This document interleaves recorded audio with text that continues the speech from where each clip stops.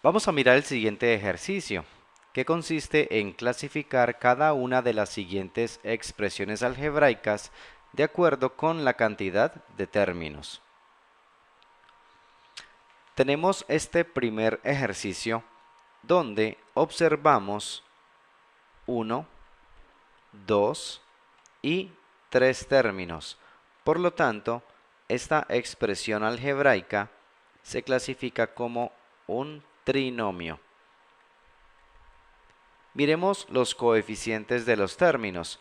Para el caso del primer término, el coeficiente es menos 2 séptimos. Para el caso del segundo término, el coeficiente es 8 quintos.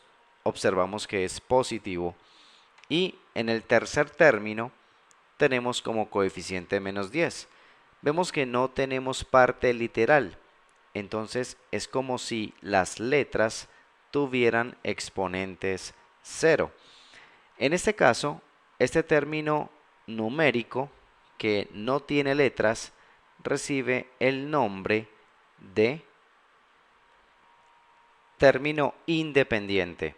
Entonces, en todo polinomio, el término numérico que observemos sin parte literal se va a llamar término independiente. En este segundo ejercicio, observamos un solo término. Por lo tanto, tenemos una expresión algebraica llamada monomio. Y en este caso, observamos también que el coeficiente de este monomio es menos 25. En este tercer caso, tenemos la presencia de 1, 2, 3, 4 y 5 términos. Por lo tanto, esta expresión algebraica se clasifica como un polinomio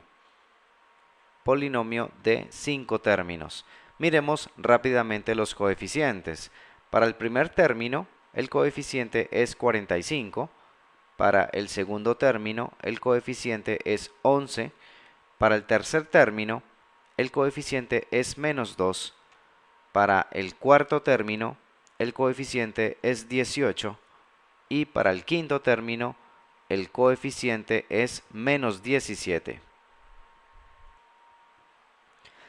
En esta cuarta situación, observamos 1 y 2 términos. Entonces tenemos un binomio.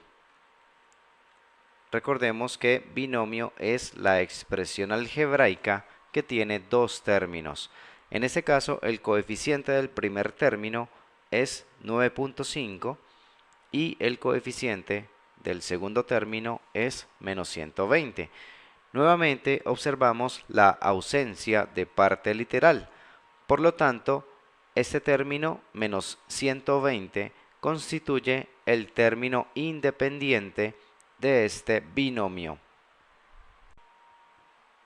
En esta quinta situación podemos observar 1, 2, 3 y 4 términos. Entonces tenemos un polinomio de 4 términos. Debemos tener mucho cuidado en estos casos porque los signos que separan un término de otro son estos que vamos a señalar. No son los signos que tenemos dentro de los paréntesis. Los paréntesis cumplen la función de protección. Entonces todo esto constituye un término, es decir, el primero. Todo esto constituye el segundo término. Vemos que los separa este signo de resta y así sucesivamente. Entonces no debemos fijarnos en los signos que tenemos dentro de los paréntesis, sino en los que están por fuera, separando un término de otro. Si revisamos los coeficientes, tenemos que para el primer término el coeficiente es 4, en el segundo término el coeficiente es menos 3, en el tercer término el coeficiente es 7 positivo y para el caso del cuarto término el coeficiente es -1. No vamos a pensar que aquí hay coeficiente 0. Siempre que tengamos ausencia de coeficiente, entonces allí tendremos un 1 que no se escribe, pero que debemos saber que allí se encuentra presente. En esta sexta situación, podemos observar la presencia de un solo término. Entonces tenemos el caso de un monomio. Debemos tener cuidado en este caso porque de pronto la primera impresión que nos llevamos es que hay una suma de dos términos y entonces podríamos pensar que se trata de un binomio. Pero, como decíamos en el ejemplo anterior, tenemos paréntesis que encierran esta expresión y a su vez se encuentra elevada al exponente 5. Eso la convierte en un solo término. Vamos a mirar cómo se puede reescribir esta misma expresión para determinar su coeficiente. Ella puede quedar como 1/3 de h más 2k y todo esto elevado al exponente 5.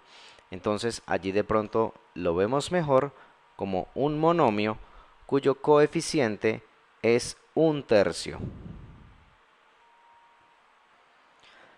En esta séptima situación podemos observar 1, 2, 3 y 4 términos. Entonces tenemos un polinomio de 4 términos. Vamos a determinar los coeficientes de esta expresión, pero primero es conveniente reescribir el polinomio de la siguiente manera. El primer término nos quedaría como -1/4 de m. Recordemos que esta m tiene un 1 invisible a su izquierda. Entonces lo que hacemos es hacerlo aparecer para que quede claramente el coeficiente, que es -1/4. Pasamos al segundo término, donde la letra P también tiene un 1 invisible a su izquierda. Entonces hacemos notoria la fracción como 1/5 de P. En los otros dos términos se observan claramente los coeficientes. Y entonces ya podemos decir que en el primer término el coeficiente es -1/4. En el segundo término tenemos coeficiente 1/5 positivo. En el tercer término tenemos como coeficiente menos la raíz cuadrada de 3. Y para el cuarto término tenemos como coeficiente el número pi.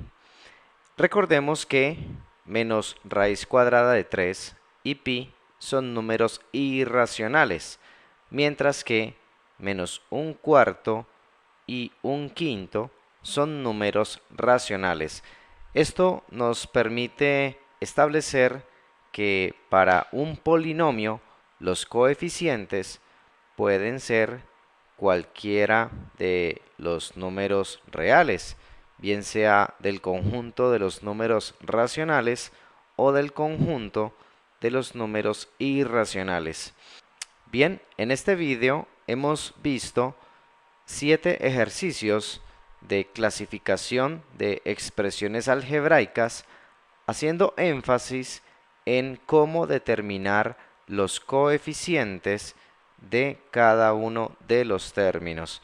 Y también hemos visto lo que es el concepto de término independiente de un polinomio. Recordemos que es aquel que no tiene parte literal.